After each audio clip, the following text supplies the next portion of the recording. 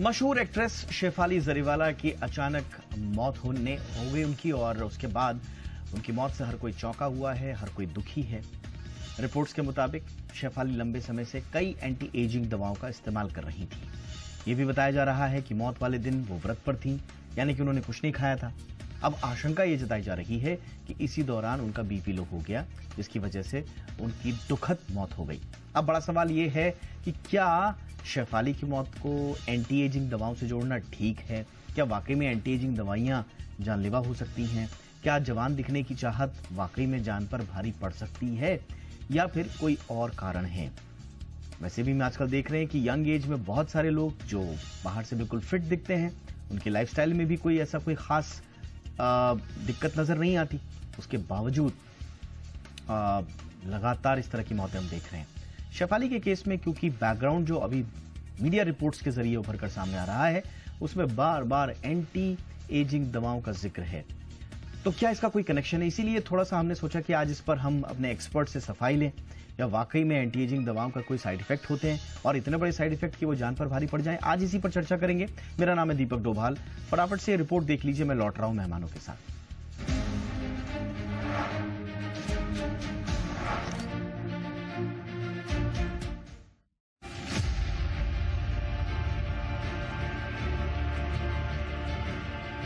कांटा लगा fame actress Shefali Jariwala का 42 साल की उम्र में निधन हो गया। मौत की वजह कार्डियक अरेस्ट बताई जा रही है। मीडिया रिपोर्ट्स के मुताबिक पुलिस जांच में पता चला है कि शेफाली बिना डॉक्टरी सलाह के कई एंटी एजिंग पिल्स ले रही थी, जिसमें ग्लूटाथायोन जैसे स्किन इंप्रूवमेंट ट्रीटमेंट शामिल थे। जिस दिन उनकी मौत हुई उस दिन वो फास्टिंग पर थी, और आशंका जताई जा रही है कि किसी दवा ने उनके शरीर में एलर्जिक शॉक पैदा कर दिया, जिससे उनकी मौत हो गई। एंटी एजिंग मेडिकेशन क्या है, पहले इसे जान लीजिए। इसमें ऐसी ड्रग्स या कॉम्बिनेशन होते हैं जो उम्र बढ़ने की प्रक्रिया को धीमा करते हैं। इसके अलावा NMN यानी निकोटिनामाइड, मोनोन्यूक्लियोटाइड और कुछ ऐसी ड्रग्स जो दूसरी बीमारियों के लिए बनी होती हैं, लेकिन कंपनियां इसे एंटी एजिंग की दवा बताकर बेचती हैं। डॉक्टरों के मुताबिक रीपर्पस्ड ड्रग्स US FDA और CDSCO से किसी बीमारी के लिए अप्रूव्ड होती हैं, लेकिन कुछ सप्लीमेंट मेकर इनका फॉर्मूला बदलकर इन्हें एंटी एजिंग बना देते हैं। डॉक्टर्स ये भी बताते हैं कि हर्बल सप्लीमेंट मार्केट पूरी तरह से अनरेगुलेटेड है। किसी को नहीं पता इसमें क्या डाला जा रहा है और कितना सुरक्षित है। अब बात बोटॉक्स इंजेक्शन की कर लेते हैं। ये फेस के मसल्स को पैरालाइज और रिलैक्स करता है, जिससे झुर्रियां कम दिखती हैं।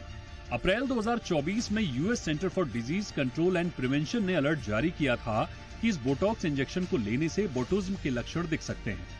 आंखों की नजर धुंधली होना, पलकों का गिरना, सांस लेने में तकलीफ, बोलने में दिक्कत, थकान और कमजोरी महसूस हो सकती है। जांच में पता चला कि ये इंजेक्शन बिना लाइसेंस वाले क्लिनिक ब्यूटी के नाम पर लोगों को लगा रहे हैं।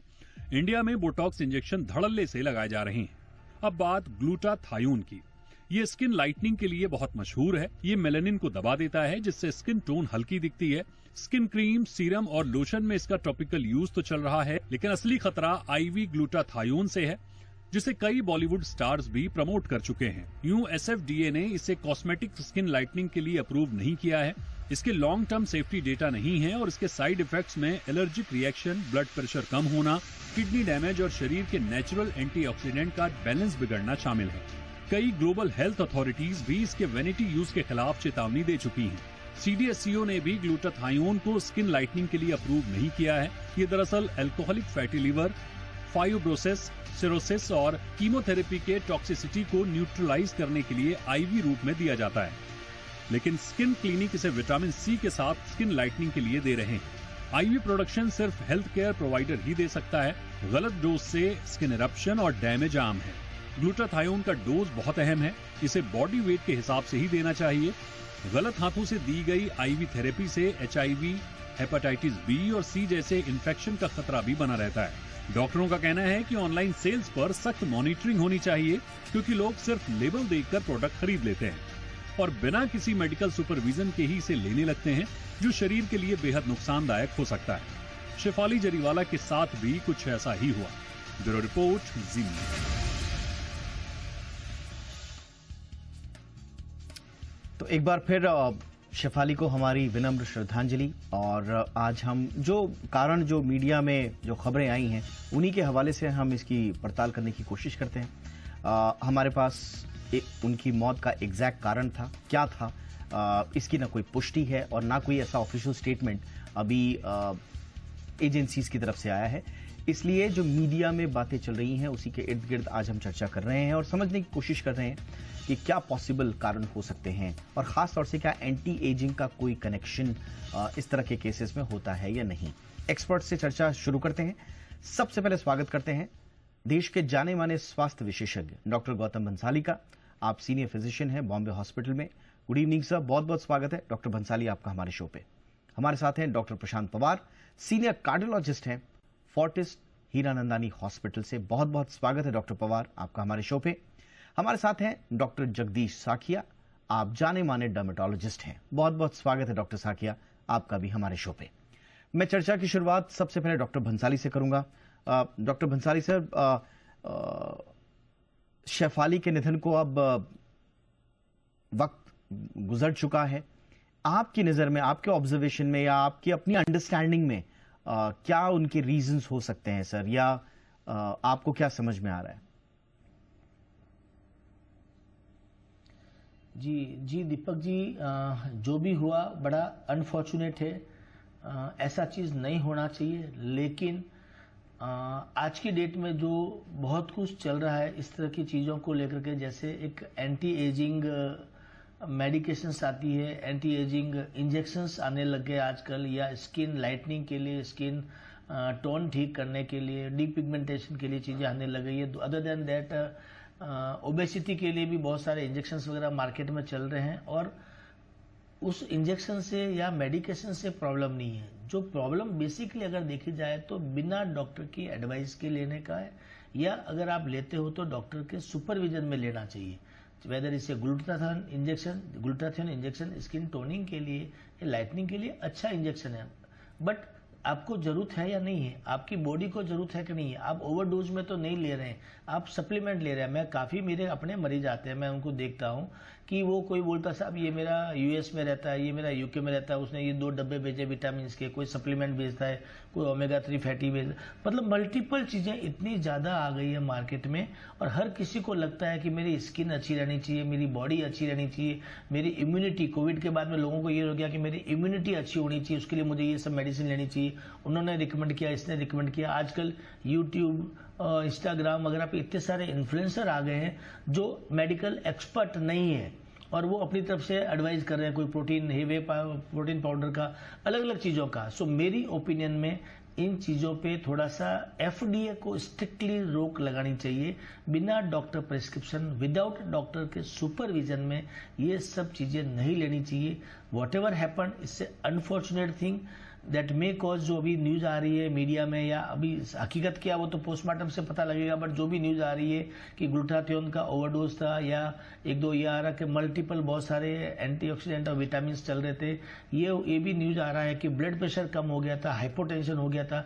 जनरली हाइपोटेंशन नहीं होता है ग्लूटाथियोन से, बट अगर हाइपोटेंशन हुआ और because of hypotension इनएडिक्वेट blood supply हुआ है एंड हार्ट अटैक हुआ है, तो ठीक नहीं है, अच्छा नहीं है। और मुझे लगता है थोड़ा सा इस पे ध्यान रखना चाहिए कि इस तरह की मेडिकेशंस को स्ट्रिक्टली डॉक्टर के सुपरविजन में लें। हर किसी को बहुत जल्दी बनने की कि मुझे फिट रहना है, 6 पैक चाहिए, मेरा स्किन लाइट नहीं होना चाहिए, या मेरी एज इतनी नहीं दिखनी चाहिए। बहुत बड़ा ये फैक्टर चल रहा है कि आप 50 या 60 की एज के हो और आपको लग रहा है कि मुझे 30-35 का दिखना है, which is naturally not possible. वो है तो टेम्पररी है। इन चीजों से बचने की कोशिश करनी चाहिए, वरना इस तरह के हादसे बढ़ते जा रहे हैं। आफ्टर कोविड, बिफोर कोविड भी थे, बट कोविड के बाद में लाइमलाइट में ज्यादा आ रहे हैं और बढ़ते जा सकते हैं। एब्सोल्युटली सर, ये आपने बहुत महत्वपूर्ण बात बोली कि जो भी आप मेडिकेशन शुरू करना चाहें, जो भी आप इंटरवेंशन शुरू करना चाहें, मेडिकल इंटरवेंशन शुरू करना चाहें, प्लीज डॉक्टरी सलाह जरूर लीजिए, क्योंकि ये बहुत जरूरी है। आएंगे अब डॉक्टर पवार के पास। डॉक्टर पवार, जितनी रिपोर्ट्स हम पढ़ पा रहे हैं उन्हीं के हवाले से मैं बता रहा हूं। ये बताया जा रहा है कि शेफाली ने उस दिन अपनी नियमित दवाइयां ली थी और एक एंटी एजिंग का इंजेक्शन लिया था। उस इंजेक्शन के बारे में काफी चर्चा भी हो रही है, और उसके बाद रात में उनका ब्लड प्रेशर तेजी से गिरने लगा। तो क्या आप कोई डॉट कनेक्ट कर पा रहे हैं सर? बतौर डॉक्टर आपको क्या समझ में आ रहा है पॉसिबिलिटी? जो पुख्ता प्रमाण है सर वो तो रिपोर्ट्स के बाद ही समझ में आएंगे, लेकिन प्रथम दृष्टया बतौर डॉक्टर आपका ऑब्जर्वेशन। देखिए, एंटी एजिंग थेरेपी जो है वो कुल मिला के हम 4 थेरेपीज रहती है। एक रहता है हार्मोन रिप्लेसमेंट थेरेपी, जिसमें शरीर के जो एस्ट्रोजन, टेस्टोस्टेरॉन या ग्रोथ हार्मोन ये रिप्लेस किए जाते हैं। दूसरी थेरेपी रहती है जो टीलोमरेज एक्टिवेटर्स रहते हैं, जो सप्लीमेंट्स रहते हैं जिससे टेलोमर्स को किया जाता है, यानी कि क्रोमोसोम मेंटेन बरकरार किया जाता है। थर्ड थेरेपी आती है सिनोलाइटिक्स, यानी जो शरीर की जो पेशी रहती है उनका विभाजन होने से वो बचाता है, जिसमें ये ग्लूटाथायोन आता है। और चौथी रहती है कॉस्मेटिक प्रोसीजर्स, यानी बोटॉक्स और डर्मा फिलर्स। तो अगर आप ये सिनोलाइटिक थेरेपी देखोगे, यानी जो NAD+ है, इनका मनुष्य में एज सच प्रॉपर अभ्यास नहीं किया गया है।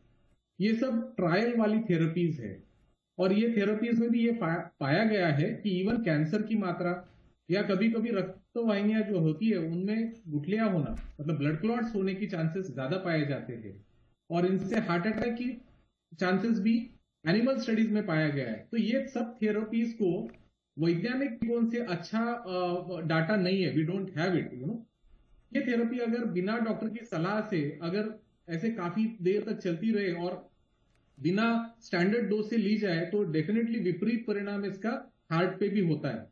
तो ये थेरेपी से हृदय हार्ट अटैक होने की चांसेस है।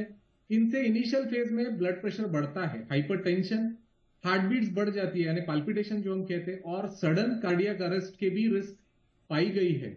सो ऐसी बहुत सारी थेरेपीज है जो ट्रायल रूप में है। इनका ऐसे FDA ने क्लास 1 ने रिकमेंडेशन नहीं दिया है, तो बिना डॉक्टर की सलाह से ये सब थेरेपीज लेना जान के लिए खतरा रह सकता है। एब्सोल्युटली सर, बिल्कुल आपने बोला कि बिना डॉक्टरी सलाह के, जो हम भी कहते हैं, बार बार कहते हैं, कोई भी इंटरवेंशन है बिना डॉक्टरी सलाह के आप प्लीज मत कीजिए, क्योंकि आपको नहीं पता है कि उस पर्टिकुलर दवा की या उस पर्टिकुलर इंजेक्शन या जो भी इंटरवेंशन है उसका आपकी बॉडी पर उसका क्या असर होगा। हो सकता है लोगों की बॉडी में ये सब चीजें काम कर रही हैं, हो सकता है आपको वर्बली लोगों से सुनने को मिला हो कि भाई ये दवा तो बहुत अच्छी है, ये थेरेपी तो बहुत अच्छी है, बट प्लीज आपकी बॉडी अलग है, जिसने आपको बताया या जहां से आपको इन्फॉर्मेशन मिली है उनकी बॉडी अलग है, इसलिए प्लीज अपने डॉक्टर की सलाह जरूर लीजिए। डॉक्टर साखिया आपके पास आ रहे हैं, और आपके पास तो सब बहुत सारे क्लाइंट्स आते होंगे जिनकी चाहत होगी कि वो यंग लुक वाले दिखें, उनकी एंटी एजिंग पर एक तरह से पूरी इस प्रक्रिया पर ही अब लोग सवालिया निशान उठा रहे हैं। तो थोड़ा बताइए सर कि एंटी एजिंग और एंटी एजिंग थेरेपीज और एंटी एजिंग इंटरवेंशंस के लिए जो हम मेडिकेशन और इंजेक्शंस वगैरह या कभी कभी हम सर्जिकल इंटरवेंशंस करते हैं, क्या ये सेफ होते हैं सर इन जनरल, और शेफाली के केस में आपको क्या समझ में आ रहा है? Thank you Deepak for excellent question, क्योंकि ये क्वेश्चन अभी हर एक हमें भी पूछते हैं, पेशेंट हमारे पास आते हैं तो सीधा शेफाली का एग्जांपल देते हैं, और डॉक्टर प्रसाद ने सही से डिस्क्राइब किया है कि जो 4 प्रोसीजर है, एक जो मेन जो होती है कि ये लाइफस्टाइल मॉडिफिकेशन का कोई ऑल्टरनेट नहीं होता है। चाहे आप कितना भी ट्रीटमेंट लो, कितना भी ड्रग ओरल मेडिकेशन लो, IV ले लो, इवन हमारे पास प्रोसीजर लो, पर रूट कॉज होता है आपका लाइफस्टाइल मॉडिफिकेशन, बहुत इंपॉर्टेंट है। तो अभी डॉक्टर प्रसाद ने बोला कि टेलोजर जो होता है शॉर्टनिंग, ये जीन्स ऐसा होता है कि आपकी आयु कम है कि लंबी हो सके, हेल्दी हो सके, इसके लिए जिम्मेदार है, वो रिसेंटली पाया गया है। तो एंटी एजिंग ट्रीटमेंट में 2 टाइप का होता है, एक इंजेक्टेबल और एक मशीन आता है। मशीन मतलब हाइफो होता है, रेडियो फ्रीक्वेंसी होता है, और इंजेक्टेबल में 4 चीज आती है, एक बोटॉक्स आता है, एक फिलर आता है, एक थ्रेड आता है, और बाकी स्किन बूस्टर आता है। और एक IV में काफी IV थेरापी होता है, इसमें IV ग्लूटाथाइन होता है, IV जो होता है वेट रिडक्शन के लिए, IV हेयर फॉल के लिए होता है, IV इवन आपका डी एडिक्शन होता है, स्मोकिंग है, आपको अल्कोहल छुड़ाने के लिए, तो काफी कैटेगरी आती है। तो परंतु ये स्ट्रिक्ट सुपरविजन बहुत जरूरी है, क्योंकि इंडिया में जो थेरापी है सलून में भी मिलती है, पार्लर में भी मिलती है, नॉन डर्मेटोलॉजी वो क्लिनिक में मिलती है। डॉक्टर प्रसाद ने सही किया है, टोटली अनरेगुलेटेड है।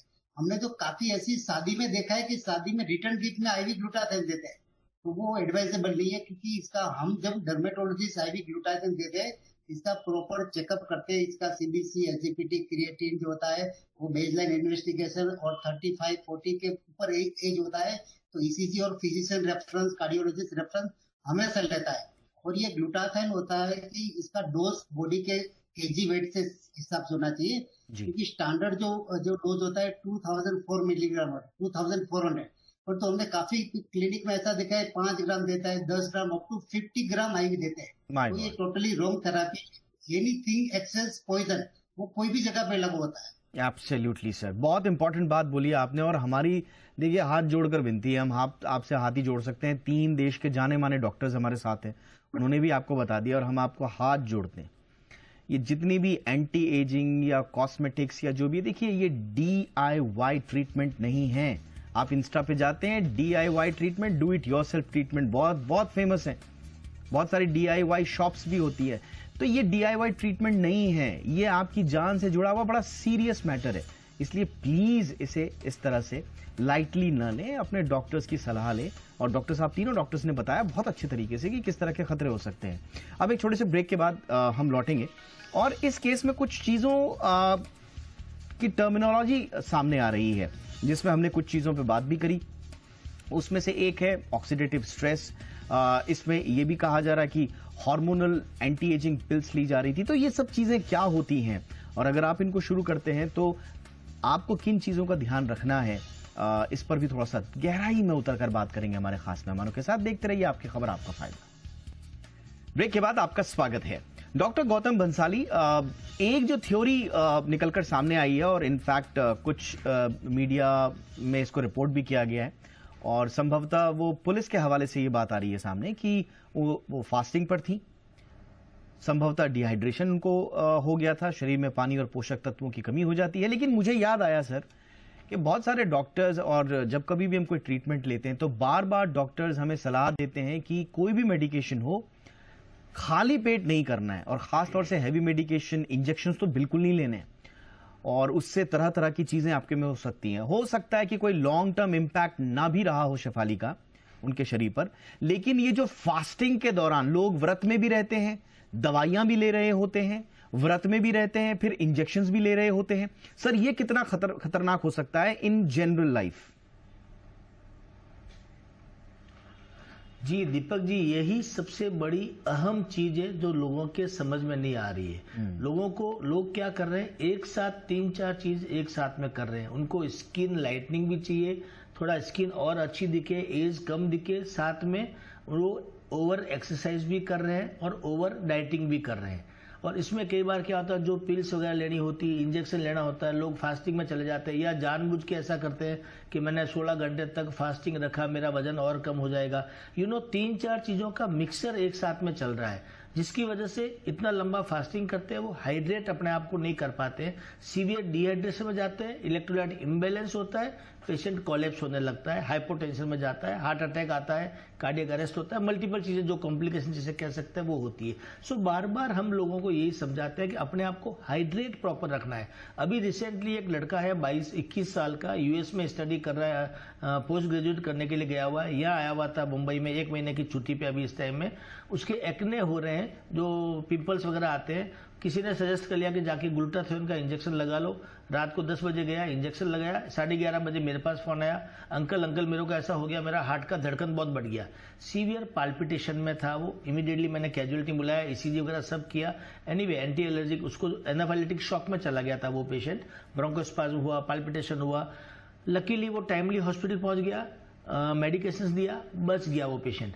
लेकिन इसमें ध्यान ये रखने की बात है कि इस टाइप के काफी पेशेंट्स होते हैं जो सडनली पाल्पिटेशन होता है, हाइपोटेंशन होता है, कोलैप्स हो जाते हैं। जिम के अंदर आप देखेंगे कोलैप्स हो रहे हैं पेशेंट आज की डेट में काफी ज्यादा। सो हमको विशेष ये ध्यान रखना होता है कि ओवर डाइटिंग, ओवर एक्सरसाइज या भूखा पेट जो भी ये पिल्स वगैरह लेते हैं, इंजेक्शन लेते हैं, उनसे बचना चाहिए। अगेन मैं फिर कहता हूं, जो भी मेडिकेशंस लेते हैं वो प्रॉपर अपने डॉक्टर की सलाह के और डॉक्टर के सुपरविजन में ही लेना चाहिए। अदरवाइज ये आपकी लाइफ के लिए बड़ा एक खतरा हो सकता है, हो रहा है, और एक गलत ट्रेंड ऑलरेडी सोसाइटी में चल भी रहा है। एब्सोल्युटली, सोसाइटी की आपने बात करी सर, मैं तो यही कहूंगा कि ये सारा का सारा एंटी एजिंग का ये जो पूरा ट्रेंड है, मुझे लगता है कि ये सोसाइटी में एक अजीब सी प्रथा चल पड़ी है कि जो कम एज का दिखेगा, जो ज्यादा फिट दिखेगा, समाज में वही आगे जाएगा, जबकि ये वस्तुस्थिति नहीं है। ये सिर्फ एक मिथक है, ये सिर्फ आपके दिमाग में भरा हुआ समाज का, सोशल मीडिया का एक भ्रमजाल है, माया जाल है, इससे बाहर आइए। एज होना, उम्र का बढ़ना एक प्राकृतिक फिनोमिना है। आप एज को नहीं रोक सकते, आप लड़िए मत। इसलिए बार बार हम कहते हैं, पिछली बार भी हमने शो किया था कि ग्रेसफुली एज होने के लिए आप जितने प्राकृतिक तरीके अपना सकते हैं, हेल्दी एजिंग के लिए जितने प्राकृतिक तरीके अपना सकते हैं वो कीजिए। एंटी एजिंग यानी कि एज के विपरीत, अब आप उम्र को कैसे हरा सकते हैं, आप खुद एक दिमाग लगा के देखिए। बहरहाल मैं इसका कोई एक्सपर्ट तो नहीं हूं, लेकिन आप जैसे डॉक्टर्स के बीच में रह के हमें जो कुछ ज्ञान मिला है वही मैंने साझा किया, तो प्लीज ध्यान में रखिएगा। मैं डॉक्टर पवार आपके पास आ रहा हूं सर। किन लोगों को खास तौर से ध्यान रखना है सर? हम देखते हैं कि आजकल हार्ट पाल्पिटेशन बहुत कॉमन हो गया है, एरिथमिया बहुत कॉमन हो गए हैं लोगों को खाने के बाद, और खासतौर से कोविड के बाद लोग ये शिकायत भी करते हैं कि हमारी दिल की धड़कनें ऊपर नीचे अक्सर होती रहती हैं, कुछ मेडिकेशंस भी वगैरह लेते रहते हैं वो। तो सर कौन कौन से लोग हैं जिनको खास तौर पर ध्यान रखना है कि उनके साथ कभी ऐसा कोई हादसा ना हो जाए? देखिए, पिछले ऑलमोस्ट 5 साल से कोविड होने के बाद हम ये देख रहे हैं कि ये हार्ट अटैक की और हार्ट रिलेटेड और ब्लड प्रेशर की जो प्रिवालेंस बोलते हैं हम, बहुत काफी बढ़ गया है। और पहले जो हम कहते थे कि हार्ट अटैक यानी कि उम्र जैसे जैसे बढ़ती है, अबाउ 50 ईयर्स 60 ईयर्स तब होता है, बट अभी हम देख रहे हैं कि हमारे जो हार्ट अटैक के पेशेंट्स आते हैं उनमें एटलीस्ट 40% जो पेशेंट्स है वो बिलो 40-45 ईयर्स वाले होते हैं। तो द इंसिडेंस रेट जो हार्ट अटैक का है वो काफी बढ़ा हुआ है। तो पहले जैसे अभी ये उम्र का हिसाब नहीं रहा हुआ है, हर एक पेशेंट उतना ही रिस्क फैक्टर्स से पीड़ित है। तो अगर किसी को लगे कि नॉर्मल एक्टिविटीज करने पे अगर उन्हें सांस फूलती है या उनकी दिल की धड़कन बढ़ती है, जो पहले वो एक्टिविटीज पहले जो एक्सरसाइज करते थे वो करने में अगर उन्हें दिक्कत होती है तो जरूर उन्होंने बेसिक जांचें तो करनी चाहिए। सेकंड कि जैसे कि आजकल ये जो जिम का बहुत फैड लगा हुआ है, तो इसके लिए हर एक जन फिट रहने के लिए और ये एजिंग यानी नेचर के खिलाफ रोकने के लिए हर एक जन कुछ ना कुछ तो ऑप्शन ढूंढ रहा है। तो उसमें एक है कि एग्रेसिव जिम करना। तो इसमें हमें एक ये देखना है कि सच में अपना हार्ट वो सब एक्सरसाइज करने के लिए, इतना हाई एंड्योरेंस एक्टिविटी करने के लिए हमारा हार्ट उतना फिट है क्या नहीं। बिल्कुल। तो बेसिक जैसे कहते हैं इलेक्ट्रोकार्डियोग्राम। दूसरा रहता है हार्ट का पंपिंग कैसे, हार्ट के वाल्व्स कैसे, तो हार्ट के मसल्स कैसे, जो 2D को में देखते हैं। बिकॉज हम देख रहे हैं आजकल की फुटबॉल खेलते हुए, क्रिकेट खेलते हुए या तो फिर स्कूल जाने वाली बच्ची भी बीच में अरेस्ट हो गई सडन। तो हार्ट का पंपिंग कैसे या हार्ट वीक है वो हमें 2D को में पता चलेगा। और थर्ड, ये फिजिकल एक्टिविटी इतनी एग्रेसिव करने के लिए हमारा हार्ट उतना काबिल है क्या नहीं, ये देखने के लिए स्ट्रेस टेस्ट भी करना जरूरी है। तो अगर ये हार्ट का स्ट्रक्चर 2D को में ठीक है, हार्ट का फंक्शन TMT पे ठीक है, तो ये इतने हाई लेवल एक्सरसाइज एक्टिविटीज करने चाहिए, वरना किसी ने जस्ट डायरेक्टली। बिल्कुल सर, यानी कि आप कह रहे हैं कि ये नहीं कि कोई भी एक्सरसाइज शुरू कर दी। आजकल जमाना ऐसा हो गया है, खासतौर से कोविड के बाद, कि आप हल्की फुल्की से लेकर हाई इंटेंसिटी वर्कआउट, कोई भी वर्कआउट कर रहे हैं, शुरू कर रहे हैं, प्लीज पहले आप डॉक्टर से जरूर मिलिएगा। जाते जाते बहुत इंपॉर्टेंटली डॉक्टर साखिया आपके पास आ रहा हूं sir, piece of advice from your side, क्योंकि एंटी एजिंग की होड़ लगी है सर। आप बुनियादी बातें क्या ध्यान में रखनी है सर, अगर कोई इस तरह के इंटरवेंशंस करने की चाहत रखता भी है? सबसे पहले तो आपका जो ट्रीटिंग डॉक्टर होना चाहिए वो क्वालिफाइड डर्मेटोलॉजिस्ट होना चाहिए, क्योंकि वो सिर्फ डार्क साइड, सिर्फ ब्राइट साइड नहीं देखता है, डार्क साइड भी देखता है। क्योंकि काफी एंटी एजिंग ट्रीटमेंट क्लिनिक है, वहाँ कोई डर्मेटोलॉजिस्ट नहीं है अथवा कोई डर्मेटोलॉजिस्ट सुपरविजन नहीं है, तो ये बहुत गहरी तकलीफ है। और इंडिया में क्या होता है, एक न्यूट्रास्यूटिकल और फार्मास्यूटिकल, न्यूट्रास्यूटिकल का गवर्नमेंट का कोई अंकुश नहीं, कोई भी दवाई बना सकते हैं, आप भी बना सकते हैं, कोई भी बना सकते हैं, इसमें कोई ज्यादा लाइसेंस की जरूरत नहीं। हाँ, फार्मास्यूटिकल ग्रेड की हर एक दवाई में लाइसेंस की जरूरत है और उसका रेगुलर चेकअप होता है।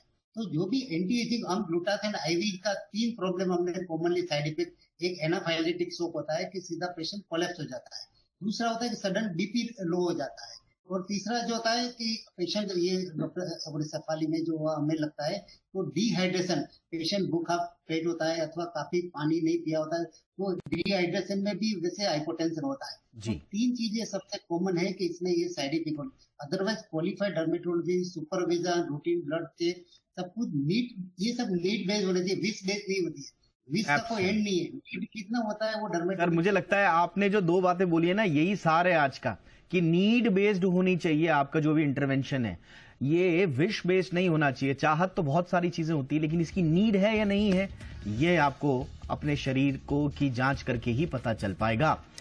बहुत बहुत धन्यवाद आप तीनों का। Doctor Saikia, thank you so much sir for your time. Doctor Pawar, thank you so much sir for your time. Doctor Gautam Bhansali, बहुत बहुत धन्यवाद सर, आपने समय दिया। शो में इतना ही, इजाजत दें, नमस्कार।